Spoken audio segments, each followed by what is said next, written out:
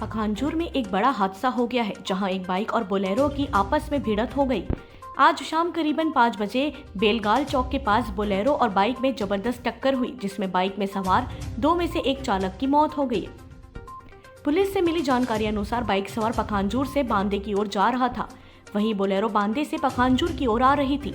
Bike की रफ्तार काफी तेज थी, वहीं उल्टी दिशा से आ रही बोलेरो वाहन भी तेज रफ्तार में था। तेज रफ्तार की वजह से दोनों की आपस में टक्कर हो गई। टक्कर इतनी भीषण थी कि बाइक चालक ने मौके पर ही दम तोड़ दिया। जानकारी के अनुसार बाइक का चालक का नाम विजय मंडल बताया जा रहा है।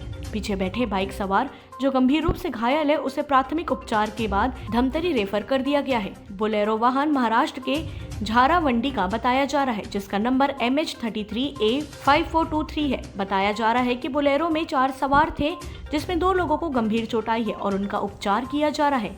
गाड़ी को जब्त कर बांदे पुलिस पूछताछ में जुट गई है। पखानजूर से बिप्लब कुंडू की रिपोर्ट।